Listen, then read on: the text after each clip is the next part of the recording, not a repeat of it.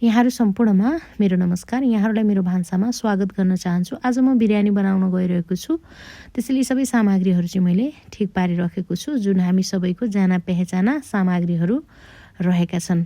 बेलुका बिरयानी बनाउनु थियो, त्यसैले मैले दिउँसो चाहिँ एकदमै अझै मिठो बनाउन सक्छु कि भनेर चाहिँ भिडियोहरू 2-4वटा हेरेँ। जतिवटा भिडियो हेरिसकेपछि मैले के पत्ता लगाएँ भने मेरो आफ्नै इन्ग्रिडियन्ट्स र मेरो आफ्नै तरिका पनि कम रहेनछ, मेरै राम्रो रहेछ भनेर मैले ती सबैलाई बिर्सेर आफ्नै पारामा फेरि बनाउन थालेँ। अनि चामल चाहिँ मैले के गरेँ भने परपरी घिउमा भुटेर अनि भकभक उम्लिरहेको पानीमा चाहिँ त्यो चामललाई खनाइदिएँ। काजु पनि भुटेर राखेको थिएँ, त्यो राखेँ। बिरयानी मसलाहरू सबै राखेँ र चुरो नमर्ने गरी चाहिँ राइस कुकरमा यो खानालाई चाहिँ पकाएँ। एकदम राम्रो भएको छ। अनि यता सब्जीहरू पनि म बनाइरहेको छु। पछि त्यो चामललाई यसमा बसाउनुपर्छ नि त, दम दिने भन्छ। यता राइता साथीहरूले ठिक पारिसक्नु भएको छ। जतिवटा कचौरा छ त्यति नै हामी आज खाने मान्छे छौँ।